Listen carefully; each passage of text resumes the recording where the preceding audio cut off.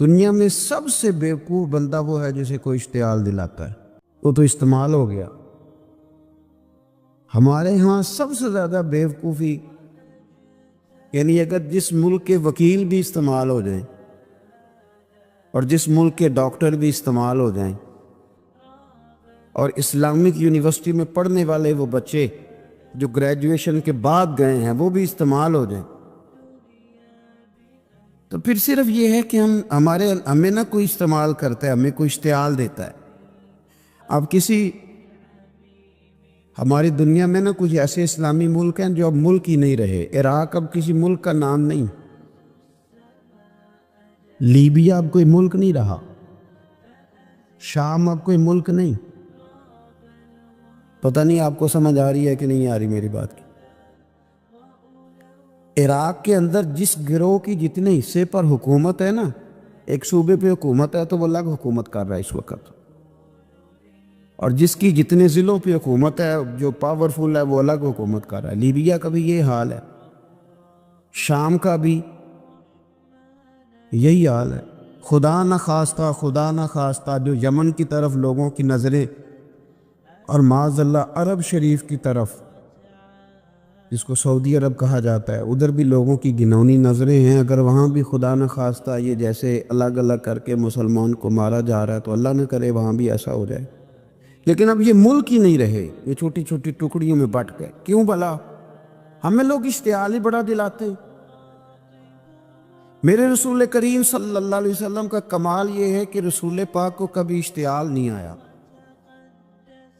اور بھائی حضور کو کبھی اشتعال بول کے بتائیے، اشتعال چھوڑ دو۔ ہم محتاج ہیں نبی پاک کے، ہم نے جو سیکھنا ہے اپنے نبی سے سیکھنا ہے۔ وہ اگر زندگی میں آپ نے اشتعال چھوڑ دیا، بہت سارے لوگ دانہ پھینکنے آتے ہیں، وہ پھینک کے چلے جاتے ہیں، ہم پیچھے سے لڑتے رہتے ہیں۔ اگر آپ اشتعال چھوڑ جائیں، دیکھو حضور کے میلاد پر میں نے کیا بات چھیڑی ہے، بڑی ضروری سمجھی ہے تو چھیڑی ہے۔ نبی پاک کو نہ اپنے دادا سے بڑا پیار ہے، بڑا دادا سے، والد سے تو ہوتا ہی ہے، ماں سے تو ہوتا ہی، حضور کو اپنے دادا سے۔ بخاری شریف میں حدیث ہے، جناب ابو سفیان رضی اللہ تعالیٰ عنہ حدیث کے راوی ہیں، فرماتے ہیں کہ جنگ میں حضور کے ساتھ تھا فتح مکہ کے بعد، تو کافروں نے بڑا شدید حملہ سامنے سے کر دیا۔ فرماتے ہیں جب انہوں نے شدید حملہ کیا تو مسلمان تھوڑے پیچھے ہٹے، ارادہ یہ تھا کہ نئی منصوبہ بندی کے ساتھ آگے بڑھیں گے۔ کہتے میں نے نبی پاک صلی اللہ علیہ وسلم کے گھوڑے کی لگام تھامی ہوئی تھی، صحابہ پیچھے ہٹے پر حضور نہیں پیچھے ہٹے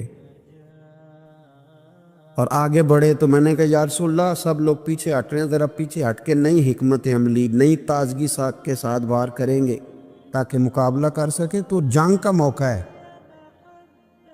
جنگ کا وقت ہے، اور حضور وہاں نعرہ کیا لگاتے ہیں؟ فرمایا پیچھے نہیں ہٹنا۔ کیوں؟ انا النبی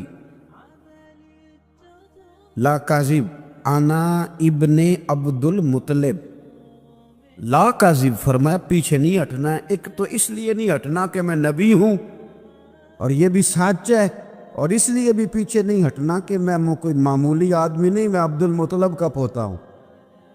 اب پیچھے ہٹنا کتنی دلچسپی اپنے دادا کے ساتھ، کتنا پیار ہے۔ ضروری نہیں دادا پی ایچ ڈی ہو تو پھر ہی پیار کیا جائے، یہ بھی ضروری نہیں کہ دادا کروڑ پتی ہو تو پھر بھی پیار کیا جائے، یا دادا پیر ہو، صوفی ہو، عالم ہو تو پھر ہی پیار کیا جائے۔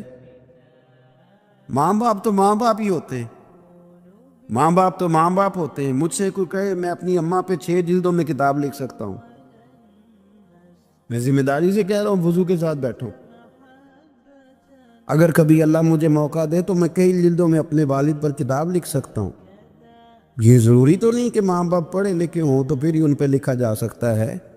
ماں اگر اپلے بھی تھاپتی ہو نا، اسے الف با تا سا نہ بھی دیکھ کے پڑھنا آتا ہو تو بیٹے سے پیار کتنا کرنا ہے یہ اسے آتا ہوتا ہے، یہ اللہ اسے دے کے بھیجتا ہے، اس کے لیے کسی پی ایچ ڈی کی ضرورت یہ اسے پتہ ہوتا ہے، یہ اللہ تعالیٰ اس کے سینے میں پہلے اتارتا ہے۔ نبی پاک صلی اللہ علیہ وسلم کو بڑا پیار ہے۔ آنا ابن عبد المطلب، اور میں کوئی معمولی آدمی نہیں، میں عبد المطلب کا پوتا ہوں۔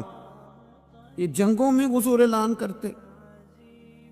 اب دوسری کتاب دیکھی الوفا شریف میں اور شفا شریف میں حدیث ہے، حضرت عمر فاروق راوی فرماتے میں کھڑا تھا، یہودیوں کا ایک بہت بڑا عالم ہے، زید بن دسنہ اس کا نام ہے۔ حضرت بلال حبشی رضی اللہ تعالیٰ عنہ فرماتے ہیں کہ جب کہیں ضرورت پڑتی تھی تو ہم لوگوں سے قرضہ لیتے تھے۔ وہ ایک دن مجھے کہنے لگا مجھ سے قرضہ لے لیا کرو، میرے پاس پیسے پڑے ہوتے ہیں۔ میں نے اس سے قرضہ لے لیا نبی پاک صلی اللہ علیہ وسلم کے مہمانوں کے لیے، کیونکہ میری ذمہ داری تھی مہمانوں کی دیکھ بھال۔ آپ فرماتے ہیں کہ ابھی اس کے حضرت عمر فرماتے ہیں کہ وعدے میں 3 دن باقی تھے، میں حضور کے ساتھ تھا۔ وہ عالم تھا یہودیوں کا، تورات جانتا تھا۔ تو چوک میں اس نے کھڑا کر لیا اور کھڑا کر کے کہنے لگا نبی کریم صلی اللہ علیہ وسلم سے کہ میرے پیسے دے۔ تو حضور صلی اللہ علیہ وسلم نے فرمایا کہ ابھی تو 3 دن باقی ہیں وعدے میں، انشاءاللہ وعدے پہ دے دیں گے۔ میں نے جو مضمون چھیڑا ہے وہ میں نے مکمل کرنا ہے، آپ میری بات پہ توجہ کرنا۔ میں کہہ چکا ہوں کہ حضور کو دادا سے بڑا ہی پیار ہے۔ اب وہ یہودیوں کا عالم کیا کہتا ہے نبی پاک کو، تانا کس طرح دیتا ہے، معاذ اللہ ثم معاذ اللہ، نقل کفر نہ باش۔ جب حضور نے کہا نا ابھی 3 دن باقی ہیں تو کہنے لگا جی معاذ اللہ ثم معاذ اللہ، پھر معاذ اللہ، کروڑ دفعہ معاذ اللہ۔ کہنے لگا جی عبد المطلب کی اولاد کا طریقہ یہ ہے، پیسے لے لیتے ہیں پھر واپس نہیں کرتے، ہے نا اشتعال والی بات۔ یعنی ویسے ہی آپ کسی کو کہیں کہ تیرے دادے کی اولاد ساری کا طریقہ ہی وہ گرم ہو جائے گا۔ اور اگر یہ کہہ دیا جائے اس ذات کے بارے میں جس سے آپ پیار بھی عشق کی حد تک کرتے ہو، تو اب تھپڑ تو بنتے ہیں نا 4، اب ڈنڈا تو بنتا ہے نا۔ لیکن میرے نبی پاک اشتعال میں نہیں آتے تھے، مزاج نہیں تھا رسول کریم کا۔ نبی کریم صلی اللہ تعالیٰ علیہ وسلم اتنی بڑی بات کر دی کہ حضرت عمر کہتا ہے میں نے یوں کر کے تلوار پہ ہاتھ رکھا اور نکال لی نیام سے باہر، گردن اڑاؤں گا اس گستاخ۔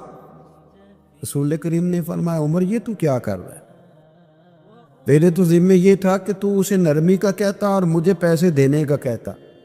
اب اس طرح کر، اسے فلاں جگہ لے جا، وہاں کھجوریں پڑی ہیں تول کے دے دے، چل 2 کلو زیادہ بھی دے دینا۔ حضرت عمر فاروق رضی اللہ تعالیٰ عنہ کہتے ہیں میں نے کہا حضور زیادہ کس بات کی، میں تو پوری بھی ذرا ناپ تول کے دوں گا۔ اور احتیاط سے کس بات کی زیادہ، اس نالائق کو زیادہ دوں؟ تو حضور فرمانے لگے زیادہ اس لیے دینی ہے کہ تو نے اسے ڈانٹا ہے، تو نے تلوار دکھائی ہے، اب 2-3 کلو زیادہ دینی۔ حضرت عمر کہتے ہیں میں لے گیا اور میں نے 2-3 کلو کھجوریں زیادہ دی، پر وہ میرے اندر جو اس کے بارے میں کوفت تھی وہ جاتی نہیں تھی، میرا دل کرتا تھا کاٹ ڈالوں اسے۔ اور جب میں نے دے لی نا تو میرے قریب آیا، میرے گھٹنے پہ ہاتھ رکھا۔ آنسو بڑے قیمتی ہوتے، ایک کبھی نکلتے۔ کہتے ہیں جب میرے گھٹنے پہ اس نے ہاتھ رکھا تو وہ یہودیوں کا عالم رو پڑا، کہنے لگا عمر تیرا کیا خیال ہے کہ میں بلا وجہ یہ میں نے بات کر دی؟ کہا نہیں، روتا کیوں ہے، پہلے بید بھی کرتا ہے اب روتا ہے۔ تو کہنے لگا عمر میں کوئی معمولی آدمی نہیں، میں پڑھا لکھا بندہ ہوں، معمولی ہوتا تو جلدی مان جاتا، میں تورات کا، انجیل کا، زبور کا عالم ہوں، میں نے آخری نبی کی ساری صفتیں اپنی کتابوں میں پڑھی ہیں، میں نے ساری باتیں چھپ چھپ کے نبی پاک میں دیکھ لی تھی۔ ایک بات میں نے حضور کی آزمانی تھی ابھی، وہ یہ تھا کہ نبی پاک کے سامنے جتنی بھی جہالت کرو گے نا، اللہ کے رسول کا حلم اس پر غالب آ جائے گا، حضور کا صبر اس پر غالب آئے گا۔ میں نے نا آج وہ آزمانا تھا، اور میں نے نا سازش کر کے بلال کو پیسے دیے تھے، اور میں نے سازش کر کے 3 دن پہلے مانگے تھے، پر عمر تجھے مبارک ہو، میں نے تو آزما کے مانا ہے، تو بغیر آزمائے محمد عربی کا غلام بن گیا ہے۔ اب لے جا، مجھے معافی بھی دلا اور نبی پاک صلی اللہ علیہ وسلم کی غلامی بھی میرے لیے، اس سنت پہ بھی تو میرے ساتھ شامل ہو۔ زندگی میں اشتعال نہ اپنے آپ کو آنے دے۔ لوگ دنیا میں باتیں کرنے آئے ہیں اور باتیں کرنے والے رہ جایا کرتے، باتیں کرنے والے، میری بات کی سمجھ آ رہی ہے، اور کام کرنے والے وہ کر جاتے۔ اگر آپ باتوں پہ آپ وقت گزاریں گے تو رہ گئے اشتعال۔ وکیلوں کو بھی یہاں اشتعال آتا ہے، یہاں ڈاکٹروں کو بھی اشتعال آتا ہے، یہاں فلانے کو بھی اشتعال آتا ہے، یہاں بھئی آپ کس چکر میں پڑ گئے؟ اگر آپ کو اشتعال ہی آنا ہے، آپ دیکھیں نا اہل طائف نے نبی پاک کے ساتھ کیا کیا۔ تاریخ میں نا کچھ الفاظ ایسے ہیں جو پڑھے نہیں جاتے۔ جب انہوں نے کہا کہ معاذ اللہ، آپ نبی ہیں جو دروازہ دروازہ گھوم رہے ہیں، آپ نبی ہیں جن کے ساتھ لشکر ہی کوئی نہیں، پیسے ہی کوئی نہیں، آپ ہیں؟ اتنے سخت جملے پہ پتھر بھی مارے۔ اشتعال تو 1.5 منٹ میں آ جاتا بندے کو، اور ہمارے ہاں تو رہ بھی صرف اشتعال ہی ہے، صرف اشتعال ہی ہے، جس کو دیکھو اسے اشتعال ہے، ادھر بھی لڑائی، ادھر بھی دنگا، ادھر بھی فساد۔ بھئی آپ چھوڑیں۔ رسول کریم علیہ السلام کو حضرت زید بن حارثہ نے کہا حضور دعا کریں یہ تباہ ہو جائے۔ نبی پاک نے فرمایا، لفظ حدیث کے فرمایا، لم ابعث لعانا، فرمایا میں کو تانے دینے والا بن کے آیا ہوں، میں کو وہ ہوں جو تانا زنی کروں گا، بد دعا دوں گا انہیں۔ فرمایا انما بعثت ہادیا و رحمہ، فرمایا میں تو رحمت بن کے آیا ہوں اور لوگوں کو ہدایت کا راستہ دکھانے کے لیے آیا ہوں۔ زندگی میں کبھی بھی اشتعال۔ ایک بات اور کرنی ہے آپ سے، اس پر بھی آپ نے خاص توجہ کرنی ہے، جو ہمارے لیے سرکار کی محتاجی میں سے خیرات ہم نے لینی ہے، وہ یہ ہے نبی پاک صلی اللہ علیہ وسلم کو نا قرآن مجید نے حریص کہا۔ اللہ اکبر۔ یہاں شاید آپ مجھے کہہ دیں تو میں ناراض ہو جاؤں، لیکن قرآن نے کہا حریص علیکم بالمؤمنین رؤوف الرحیم۔ اللہ کرے کہ ہم قرآن کے الفاظ پر غور کریں۔ حریص علیکم، اے میرے محبوب کے غلاموں، نبی پاک صلی اللہ علیہ وسلم نا تم پر حریص ہیں، یعنی تمہاری بھلائی چاہنے میں جلدی کرتے، تمہاری بھلائی چاہنے میں۔ یہ ایسے الفاظ ہیں کہ اس سے بڑھ کر میں ان کا معنی نہیں کر سکتا۔ اگرچہ علماء تفسیر نے حریص علیکم کے کئی معنی بیان فرمایا محبوب کو جلدی ہے۔ بیٹا بھی اماں سے کہتا ہے اماں آہستہ آہستہ ہی میری ترقی ہوگی نا۔ اب مرید بھی پیر صاحب سے کہتا ہے حضرت صاحب ہوں میں شروع کرتے لئیے سویرے اٹھتے پہنا تے میں ہولی ہولی کر کے داڑھی، مجھے تو خیر بہت سارے کہتے ہیں، اس لیے ایک میرے سنگی ہیں اللہ تعالیٰ انہیں جزائے خیر دے، وہ جنوبی پنجاب سے ہیں تو وہ سرائکی ہیں۔ اب ہمیں اللہ نے یہ اعزاز دیا ہوتا ہے کہ ہمارے پاس ہر زبان کا بندہ ہوتا ہے، اس لیے کئی دفعہ اپنی زبان بھی گڈ مڈ ہو جاتی ہے، کیونکہ سب سے بات کرنی ہوتی ہے نا جی۔ تو مجھے کہنے لگے ایک دن فون کر کے پیر صاحب مبارک ہو گئے۔ میں نے کہا جی خیر مبارک، کیا ہوا؟ کہنے میں ان چھوٹی چھوٹی داڑھی رکھ لئی اللہ دے فضل نہ۔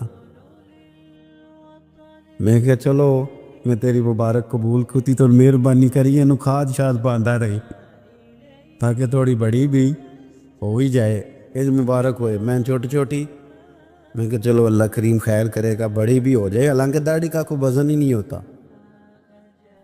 کیوں ہوتا ہے؟ نہ چھوٹی کا نہ بڑی کا، اللہ سمجھنے کی توفیق عطا فرمائے۔ باہر کیا جو بات عرض کرنی ہے اس کی طرف آتا ہوں آپ حضرات سے۔ حریص علیکم، بھئی ہر بندہ کہتا ہے میں آہستہ آہستہ چلوں گا، لیکن نبی پاک صلی اللہ تعالی علیہ وسلم نے شوق رکھتے میری امت کو جلدی سے خیر ملے، جلدی سے۔ آپ دیکھیں نا ہم نے نا اصل میں سنی تقریریں، سنانے والوں نے سنا دیں، بس وہ ٹھیک ہے، ایک نظام ہے، لیکن کبھی کبھی نا ہم الجھ جاتے ہیں، اڑ جاتے ہیں کہ یار ایسے بھی ہوتا ہے۔ نبی پاک جلدی کرتے ہیں اپنی امت کو خیر دینے میں، جلدی۔ حضرت ابو ہریرہ نے حافظہ مانگا تو فٹافٹ دیا حضور۔ حضرت جابر ابن عبداللہ نے کہا حضور گھر میں غربت ہے، تو فرمایا یہ کلو لے جا، کھول کے نہ دیکھنا کھجورے، کھاتا رہنا، ختم کوئی نہیں ہوگا۔ جس نے جو مانگا نا، جو ذرا جلدی کر، مرنا ہے، پھر قبر میں جانا ہے، پھر قیامت تک قبر میں لیٹنا ہے، پھر قبر سے اٹھنا ہے۔ وَإِذَا الْقُبُورُ بُعْثِرَتْ عَلِمَتْ نَفْسٌ مَا قَدَّمَتْ وَأَخَّرَتْ، پھر وہاں سے اٹھ کے حساب دینا ہے۔ حساب کے بعد جنت دوزخ کا فیصلہ ہونا ہے۔ اور میرے نبی پاک صلی اللہ علیہ وسلم کو بڑا شوق ہے امت جلدی جلدی جنت میں جائے، لہذا فرمایا ابو بکر تو بھی جنتی ہے۔ حضور وہ قبر، وہ اٹھنا، وہ حساب کتاب، فرمایا میں جانوں اللہ جانے۔ عمر تو بھی جنتی ہے، عثمان بھی جنتی ہے، علی بھی جنتی ہے، طلحہ بھی جنتی ہے، زبیر بن عوام بھی جنتی ہے، طلحہ بن عبید اللہ بھی جنتی۔ 10 بندوں کو نہ کھڑے کھڑے جنت۔ امام حسن اور حسین پیچھے کھیل رہے تھے تو پوچھ لیا کسی نے حضور یہ 10 تو جنتی ہیں، تو فرمایا جو پیچھے ہیں، تو کہا سید الشباب اہل الجنہ، یہ جنتی ہیں اور یہ جنتیوں کے سردار ہیں۔ آپ ذرا پلٹ کے دیکھ لیں کس طرح حضور نے، اور یہ اس شوق کو آپ سمجھے، ہمیں تو شوق ہی کوئی نہیں۔ اب یقین کریں نہیں شوق، زیادہ سے زیادہ شوق ہوگا تو اپنے بیٹے کے حق میں ہوگا کہ جلدی جوان ہو جائے، اور اس میں بھی ہماری ڈبل لالچ ہوتا ہے کہ بچہ جوان ہو جائے اور میں کبھی بوڑھا بھی نہ ہوں، یہ بھی جوان ہو جائے اور میں بھی جوان ہی رہوں۔ بھئی یہ تو نہیں نہ ہو سکتا، اگر وہ جوان ہوگا تو پھر آپ کو بوڑھا ہونا پڑے گا، لیکن ہمارا ڈبل لالچ ہے، یہ بھی جوان ہو جائے اور میں بھی جوان ہی رہوں، یہ ہو سکتا؟ نبی پاک صلی اللہ علیہ وسلم نے فرمایا، آپ ذرا غور کریں، فرمایا وہ بیر رومہ ہے جو خرید کے دے دے گا میں اسے جنت کی بشارت دیتا ہوں۔ فرمایا جو مسجد بنائے گا میں گارنٹی دیتا ہوں اپنے لیے جنت میں مکان بنا لے گا۔ میرے رسول کریم علیہ الصلوۃ والسلام جنت کو آسان کرتے چلے گئے، فرمایا 2 چیزوں کی ضمانت دے دے، زبان اور شرمگاہ کا غلط استعمال نہ کرنا، میں تجھے گارنٹی دیتا ہوں کہ رب تجھے بغیر حساب کتاب جنت عطا کر دے گا۔ جلدی کے ساتھ حضور نے یہ شوق پیدا کیا۔ ہمارے ہاں نا ہر معاملے میں تیزی ہے، امیر راتوں رات ہونا ہے، حسین راتوں رات ہونا ہے، اور بادشاہ بھی نیک ذرا آہستہ آہستہ ہو کے کرنا ہے، آہستہ آہستہ آہستہ آہستہ۔ اور تو ہر ویلے مسیحتے بہ رہنا ہے تو اور کتے بھئی ہے جی؟ بھئی مسجد اللہ کا گھر ہے، تیرے گھر بیٹھتے تو 2-3 زیادہ بیٹھتے، تو نے کہنا تھا کوئی اور کام بھی کریا کر۔ اللہ کے گھر بیٹھے ہیں تو یہاں بھی تجھے اعتراض ہے، کدھر جا کے بیٹھے، کدھر بیٹھے جا کے؟ ہمارا ایک پیر بھائی تھا، اللہ اکبر، تو حضرت صاحب کے پاس آ کے نا کسی نے شکایت لگائی اس کی کہ اس کے گھر والے کہتے ہیں ہر ویلے پیران کو لے بیٹھا رہنا ہے، تو سب ہنس پہ فرمان لگے، ایک باری پھر گل کری، کہتا جو کہتے ہیں ہر وقت پیروں کے پاس بیٹھا رہتا، فرمایا یار بڑا مزہ ہے، ایک باری پھر کری۔ تو وہ جب حضرت صاحب کو مزہ آتا تھا تو ہمیں مفت میں آنا شروع ہو جاتا تھا۔ تو یہ تو بڑی بات ہے نا جی کہ کوئی کسی اللہ والے کے پاس بیٹھتا ہے۔ میری بات کو سمجھ لیں، جلدی کرتے رسول کریم، ہمیں بھی تھوڑی جلدی کرنی چاہیے نبی پاک کا غلام بننے۔ صحابہ نے بڑی جلدی کی، آپ یقین کریں 1 منٹ بھی دائیں بائیں نہیں، بس آج حکم آیا، آج ختم، آج ہی عمل ہوگا، کل پرسوں کی بات کوئی نہیں۔ ساری دنیا جاتی ہے نا مدینہ شریف اور جا کے دیکھتی ہے مسجد قبلتین، 2 قبلوں والی مسجد، یار بڑا مشکل کام ہے، بڑا مشکل کام ہے۔ لوگ کہتے ہیں پہلے تسی انجان دے سو، اب یہ کہنا شروع کر دیا بڑا مشکل کام ہے۔ حضور نے 4 رکعتوں والی نماز 2 ادھر منہ کر کے پڑھائی اور پھر 2 رکھتے ہیں. اور یار مشکل ہے کام، بڑا مشکل. یہاں تو میرے بھائی پگڑی کا سٹائل بدل ناراض ہو جاتے، اور میرے رسول کریم صلی اللہ علیہ وسلم نے کعبے کا رخ ہی پھیر لیا تو سلام کے بعد صحابہ نے سوال نہیں کیا. کسی نے پوچھا کل تم نے 2 ادھر پڑھی تھی، آج 2 ادھر پڑھی. انہوں نے کہا ہم نے قبلہ نہیں دیکھا، ہم نے تو یہ دیکھا امام کدھر جا رہا ہے. حاجیو آؤ شہنشاہ کا روضہ دیکھو، کعبہ تو دیکھ چکے، اب کعبے کا بھی کعبہ دیکھو. جلدی کرے، وقت بڑا تھوڑا ہے. بیماری فٹافٹ آ جاتی ہے، کچھ پتہ نہیں چلتا. کمزوری فٹافٹ آ جاتی ہے، کچھ پتہ نہیں چلتا. بہت سارے حالات ہیں جو جلدی خراب ہو جاتے. نبی پاک صلی اللہ تعالی علیہ وسلم نے اپنی امت کو بڑی ساری خیر اللہ سے لے کے دی. ہمارا دین بڑی جلدی مکمل ہوا. 23 سالوں میں مکمل دین حضور نے ہمیں عطا فرمایا. اور پھر ایک اور مزے کی اور لطف کی بات یہ کہ ایک ہے کہ جنگیں بھی ہو رہی ہیں. ہم کہتے ہیں جی آرام سے بیٹھیں گے تو دین کی بات کریں گے، جنگیں بھی جاری ہیں. بدر ہے، احد ہے، آخر دم تک. جس دن سرکار کا وصال ہوا اس دن بھی نبی پاک صلی اللہ علیہ وسلم نے لشکر روانہ کیا، اس دن بھی لشکر روانہ کیا. جنگیں بھی ہو رہی ہیں اور ساتھ ساتھ رسول پاک نماز، عبادت، تہجد، مسواک، شریعت، دین، تقوی، پرہیزگاری، ان ساری باتوں کا درس بھی بیان فرما رہے. ہم کہتے ہیں جی وہ فلانے حالات ٹھیک ہو جائیں گے کاروباری تو پھر میں مسجد ہوں. بھئی حالت جنگ میں بھی جنگ بھی چلتی رہتی تھی، تہجد بھی چلتی رہتی تھی. وہاں یہ حال تھا کہ وہاں پریشانی بھی چلتی رہتی تھی اور درود و سلام بھی چلتا رہتا. میرے رسول کریم صلی اللہ علیہ وسلم کے غلاموں، اپنے زندگی میں ناکام وہ لوگ وہ جنہوں نے وقت ضائع کیا. وقت نہیں ضائع کری. ایک آدھ بات حضور غوث پاک کی عرض کرتا ہوں. حضور غوث پاک رضی اللہ تعالیٰ عنہ نے نبی پاک صلی اللہ علیہ وسلم کی اتباع میں وقت گزارا ہے. کچھ بندے اللہ کے بڑے خاص ہوتے ہیں. حضور غوث پاک رضی اللہ تعالیٰ عنہ کو اللہ نے اعزاز عطا فرمایا،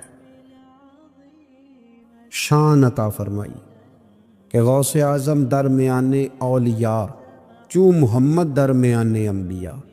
اس طرح نبیوں میں رسول کریم کا مقام ہے نا، اس طرح ولیوں میں غوث پاک جیلانی کا مقام. حضور غوث پاک رضی اللہ تعالیٰ عنہ کو اللہ نے کئی اعزازات دیے. سب سے بڑی بات یہ کہ اللہ نے انہیں کرامات عطا کی. کرامت دین کا پورا ایک حصہ ہے. ہمارے یہاں نا لوگ کہتے ہیں اخلاق بیان کریں جی، وہ کہتے کیا تھے؟ کرامت کیا ہوتی؟ بھئی کرامت تو قرآن پاک نے بیان فرمائی. آصف بن برخیہ جناب بلقیس کا، ملکہ بلقیس کا تخت لائے تھے. یہ اللہ نے کیوں آیت نازل کی قرآن پاک میں؟ وہ قصہ کہانی ہے کہ وہ جی تخت لائے، یہ کیوں بیان کی؟ اور تخت آیا کس طرح آیا؟ انہوں نے کہا کہ آنکھ جھپکنے سے پہلے آ جائے گا. پھر آیا کہ نہیں آیا؟ ان سے پوچھا یہ کیسے آیا؟ کہنے لگے ھذا من فضل ربی. او سنگیو، صرف حضرت سلیمان علیہ السلام کا امتی تخت لا سکتا ہے، نبی پاک کا غلام نہیں لا سکتا؟ یار آپ نے کرامت کا انکار کر کے اپنے آپ کو کمزور کر لیے. اور نہیں جی نہیں، یہ کیسے ہو؟ کیا مطلب ہے اس کا؟ آپ سورہ نمل روز پڑھے اور جناب سلیمان علیہ السلام کے امتی کی شان بیان کریں کہ وہ آنکھ جھپکنے سے پہلے 80 گز اونچا، 80 گز چوڑا، 80 من وزنی تب آنکھ جھپکنے سے پہلے لے آئے. کسی بندے کا ایمان خراب نہیں ہوتا. اور میرے غوث پاک جیلانی، یہ وہ بندے ہیں جن کے بارے میں نبی پاک نے فرمایا کہ میری امت کے علماء بنی اسرائیل کے نبیوں کی طرح ہیں، امتیوں کی طرح نہیں. کن کی طرح؟ نبیوں کی طرح، نبیوں کی طرح. حضرت غوث پاک رضی اللہ تعالیٰ، ہم کو ملانگ لوگ نہیں ہیں الحمدللہ تعالی. ہم تو غوث پاک کی کرامت بھی مانتے ہیں پر قرآن و سنت کی عینک لگا کے مانتے ہیں. یہ میری بات سمجھ لیں. حضرت غوث پاک رضی اللہ تعالیٰ عنہ طالب علموں کو سبق پڑھا رہے تھے، تو سبق پڑھاتے پڑھاتے نا ہاتھ آگے بڑھایا، تو اچانک ہاتھ واپس آیا تو گیلا ہو گیا تھا سارا۔ تو شاگرد بھی بڑے سیانے ہوتے ہیں، انہوں نے سبق چھوڑ دیا، استاد جی کے گیلے بازو کو دیکھنا شروع کیا۔ حضور یہ کیا ہے؟ تو غوث پاک بھی غوث پاک تھے، ہر بندے کا ہاضمہ اتنا اچھا نہیں ہوتا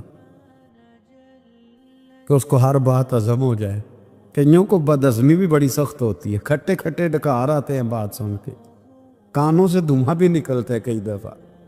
تو انہوں نے پوچھ لیا فٹافٹ کہ حضور یہ کیا ہوا؟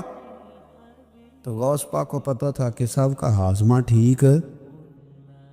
میاں صاحب نے بھی کہا تھا خاصاں دی گل عامہ آگے نہیں مناسب کرنی۔ اگلا شعر میں نہیں یہ پڑھنا کیونکہ زیادہ ڈاڈ ہے، تو میں ادھر ہی رہتا ہوں، اتنا ہی کافی ہے کہ خاصاں دی گل عامہ آگے نہیں مناسب کرنی۔ انہوں نے کہا حضور یہ کیا ہے؟ تو آپ فرمانے لگے تمہارے والی بات نہیں۔ اللہ اکبر۔ ابھی سبق پورا ہو رہا تھا تو بندے دوڑے دوڑے آ گئے اور انہوں نے نعرے لگانے شروع، یا غوث یا غوث یا غوث۔ لوگ کہتے ہیں غوث پاک سے ملتا نہیں، میں کہ ٹھیک ہے انہوں نہیں نہ ملیا، جنہوں ملیا اس سے رولا پانا نہ بڑا ملیا بڑا ملیا بڑا ملیا، اپنا اپنا معاملہ نا۔ کسی نے کہا حضور کچھ نہیں دیتے، تو کسی نے کہا میرے کریم سے گر قطرہ کسی نے مانگا، دریا بہا دیے در بے بہا دیے، جس کو ملا ہے وہ تو شور کرے گا۔ تو تھوڑی دیر کے بعد ہی بندے پہنچ گئے، انہوں نے آ کے یا غوث کے نعرے بھی لگائے، وہ مچلے بھی، وہ روئے بھی، وہ قدم بھی چومے، اپنے مقدر پہ ناز بھی کیا۔ شکر ہے اللہ کا، اللہ نے ہمیں آپ کا غلام بنایا، شکر ہے۔ تو طالب علموں نے پوچھا ہوا کیا؟ کہنے لگے کشتی میں بیٹھے تھے تو ڈوبنے لگی تھی، تو ہم نے کہا کہ ہم تو غوث پاک کے ماننے والے ہیں۔ تو پھر حضور غوث اعظم کا دست مبارک نمودار ہوا ہے اور کشتی کو پکڑ کے کنارے لگا دیا ہے، کشتی کو پکڑ کے کنارے لگا دیا ہے۔ ایک قریب کہنے لگا یہ کیسے ہو سکتا ہے؟ تو دوسرا اس کی کمر پہ تھپکے دے کے کہنے لگا ویسے ہی ہو سکتا ہے جیسے آصف بن برقیہ کے ذات ہوا، بالکل ویسے ہی ہو سکتا ہے۔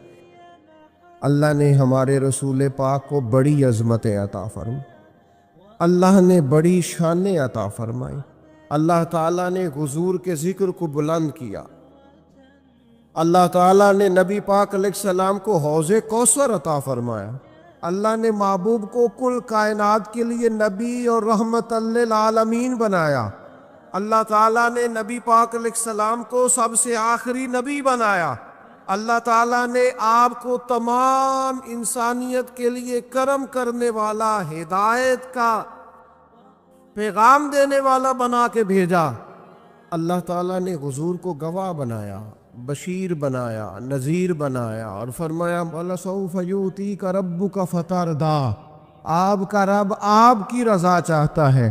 اللہ نے حضور کو قرآن دیا، اللہ نے محبوب کو صدیق اکبر دیے، عمر فاروق دیے، عثمان غنی دیے، مولا علی دیے، حسنین کریمین عطا فرمائے۔ یہ سارے اللہ تعالیٰ نے اپنے محبوب علیہ السلام کی خدمت کے لیے، غلامی کے لیے عطا کیے۔ اللہ تعالیٰ نے رسول پاک کے دین کو پچھلے تمام دینوں کا ناسخ بنایا، اب کسی دین پر عمل نہیں ہوگا، قیامت تک سکہ مدینے والے رسول کا چلے گا۔ اللہ تعالیٰ نے رسول پاک علیہ السلام کو حبیب بنایا، اللہ نے محبوب کو نبیوں کا امام بنایا، کائنات کا سردار بنایا۔ نبی اکرم صلی اللہ تعالیٰ علیہ وسلم کی عظمتیں، میں اللہ ہمیں فرقہ واریوں سے بچائے، لیکن ایک دکھ ہے نا، وہ بھی بیان کر لینے دو، خوب کرے حمد سے تھوڑا سا گلہ بھی سن لیں۔ او میرے عزیزو، جس طرح توحید قرآن پاک کا مستقل عنوان ہے، جس طرح عقیدہ آخرت قرآن مجید کا مستقل عنوان ہے، جس طرح اخلاقیات قرآن مجید کا مستقل عنوان ہے، جس طرح دین کی سربلندی کے لیے جد و جہد کرنا، جہاد کرنا قرآن کا مستقل عنوان ہے، جس طرح معاشرت ماں باپ کے، بہن بھائیوں کے، بیوی بچوں کے، رشتہ داروں کے حقوق قرآن پاک کا مستقل عنوان ہے، اس طرح شان مصطفیٰ بھی قرآن مجید کا مستقل عنوان ہے۔ سارے عنوان بیان کرتے ہو، مانتے ہو، تذکرہ کرتے ہو، کیا وجہ آتی ہے جب عظمت رسالت مآب کی بات چھڑتی ہے تو بحث چھیڑ دیتے ہو؟ کھائے تجھ کو تپے سکر، تیرے دل میں کس سے بخار ہے؟ کس سے تیرے دل میں بخار چڑھ گیا ہے کہ ہر شے تو مانتا ہے، اور عظمت رسالت مآب کی بات آتی ہے تو بحثیں کرتا ہے؟ عقیدہ وہی اچھا ہے جو جناب صدیق اکبر کا ہے۔ کسی نے آ کے کہا تھا ابو بکر اگر کوئی کہے میں راتوں رات گیا ہوں اور راتوں رات آیا ہوں اور 18,000 سال کا گویا میں منظر دیکھ آیا ہوں، اور اتنی بات تو نص سے ہے نا، لیلم من المسجد الحرام الی المسجد الاقصی، رات کے تھوڑے سے حصے میں مسجد حرام سے مسجد اقصی یہاں تک بھی کوئی جا نہیں سکتا، ممکن کوئی کہے تو مانتے ہو؟ تو میں نہیں، تو کہا آپ کے محبوب نے کہا ہے، تو فرمانے لگے انہوں نے کہا ہے تو بالکل ٹھیک کہا ہے۔ کہا ابھی تو آپ نے کہا تھا کہ کوئی کہے تو میں نہیں مانتا، کہنے لگے چلا آیا ہو کوئی ہے،